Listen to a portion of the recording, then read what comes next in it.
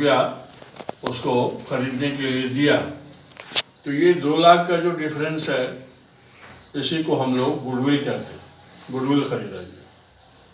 ठीक है, तो गुडविल परचेज गुडविल होता है, इवैल्यूएटेड गुडविल होता है। इवैल्यूएटेड गुडविल इसलिए निकाला जाता है कि किसी भी पार्टनर को कोई शंका नहीं रहे, कोई डाउट नहीं रहे कि प्रेजेंट सिचुएशन में जब हम चेंज ओवर कर रहे हैं या कोई नया पार्टनर आ रहा है या कोई जा रहा है या किसी का देहांत हो गया, कोई मृत्यु हो गई, तो उस समय जो टर्म्स एंड कंडीशन में बदलाव आया, उस समय किसी को हानि हुआ या किसी को लाभ हुआ, तो उसका कॉम्पनसेशन उसको कैसे मिलेगा, कैसे मिला, क्या मिला। तो इसीलिए उसको गुडविल का फॉर्म का इवैल्यूएशन होता है। आपने देखा हम लोग 4 तरीके से गुडविल का इवैल्यूएशन कर सकते हैं, बताया गया है बुक में। एक है average profit method.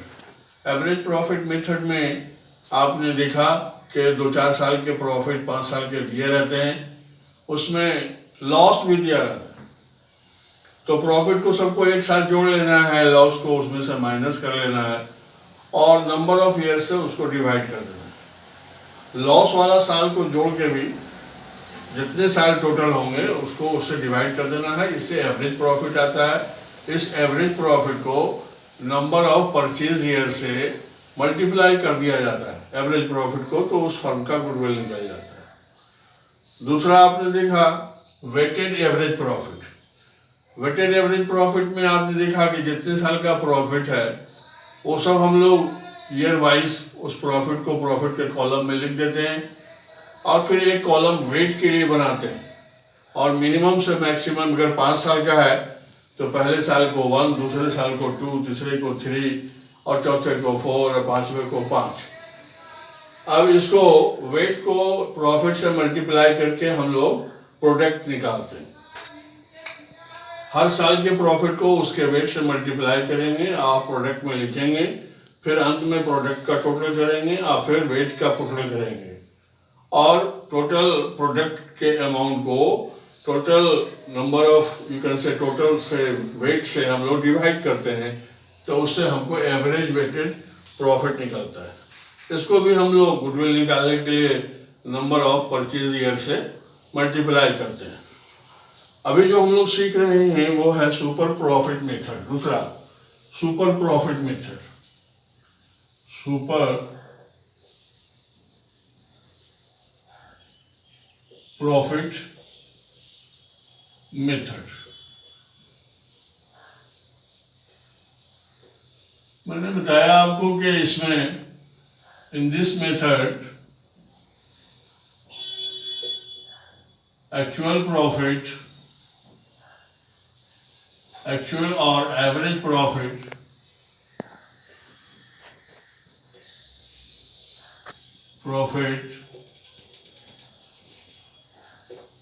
is less from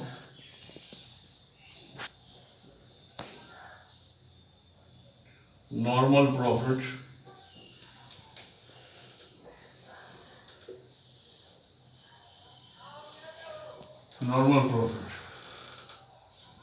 which is expected by a firm, which is expected by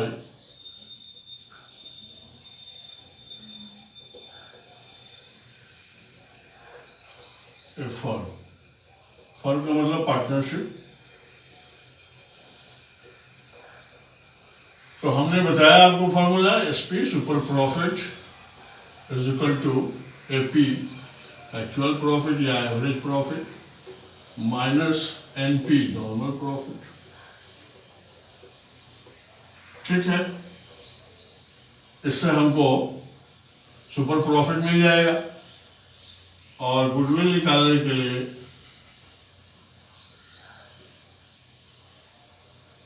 super profit जो आएगा उसको मल्टीप्लाई कर देना है नंबर ऑफ परचेज ईयर्स। बना रहे हैं आप लोग, घर पर बनाते हैं।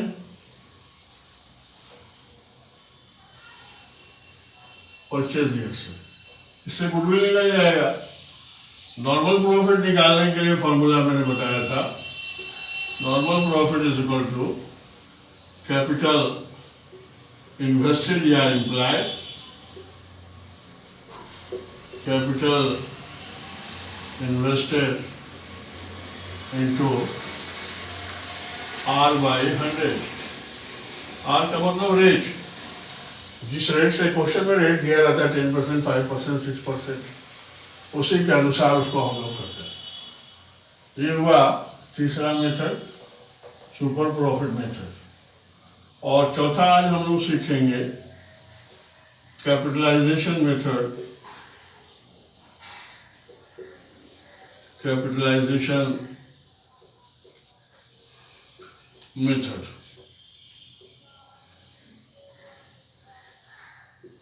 ठीक है, in this method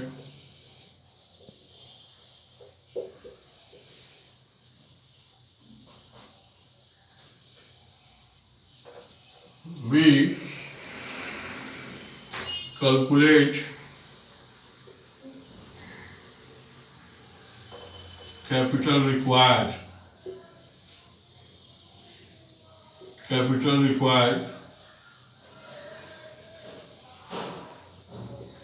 to the firm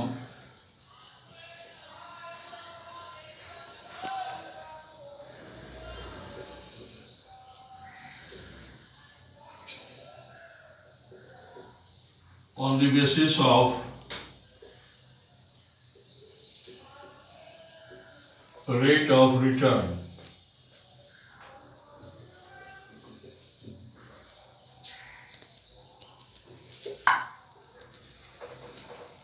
क्या किया जाता है इसमें, उल्टा कर दिया जाता है। ठीक है, मान लीजिए एक्चुअल प्रॉफिट 50,000 है, रेट ऑफ रिटर्न 10% है, तो इसको उल्टा कर दिया जाता है 100/10 रेसिप्रोकल। 10% है तो 100 को ऊपर कर देंगे और 10 को नीचे कर देंगे तो हमको रिक्वायर्ड कैपिटल निकल जाएगा।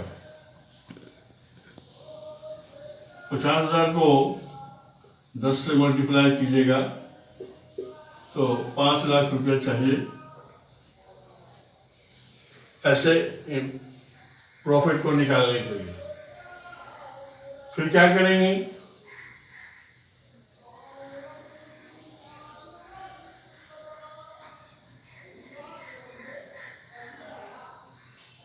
उसके बाद हम लोग उसमें जो एक्चुअल इन्वेस्टमेंट ऑफ कैपिटल है, कभी कभी दिया रहता है कि उस फर्म ने इतना एसेट था, इतना लायबिलिटी था, तो C इज इक्वल टू, आपको बताया है 11 में, C is equal to A minus L होता है।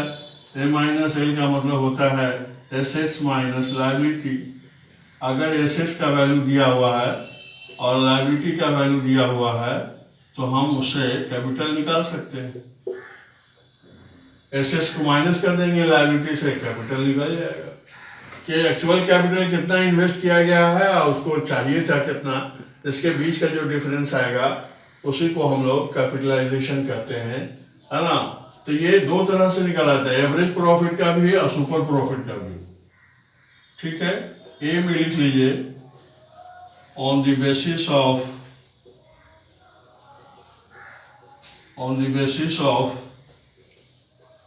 average profit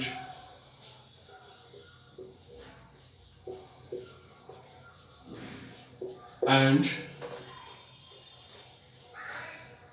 number 2 यानी B on the basis of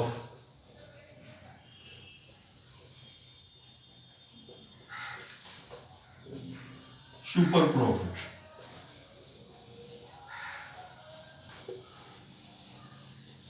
अगर एवरेज प्रॉफिट नहीं दिया हुआ है तो हम लोग निकाल देंगे उसी तरीके से, सारे प्रॉफिट को जोड़ देंगे, नंबर ऑफ ईयर से डिवाइड कर देंगे, एवरेज प्रॉफिट आ जाएगा। उस एवरेज प्रॉफिट को इंटू करेंगे 100 से, बाय रेट कर देंगे, रेट जितना दिया जाएगा उतना से तो निकल जाएगा कितना कैपिटल चाहिए इतना प्रॉफिट अर्न करने के लिए। सुपर प्रॉफिट नहीं दिया रहेगा तो हम लोग actual profit minus normal profit करेंगे। एक्चुअल प्रॉफिट कितना हुआ है और उनका नॉर्मल प्रॉफिट कितना है, इसमें 10% है, तो जितना आएगा कैपिटल उसका 10% निकाल लेंगे।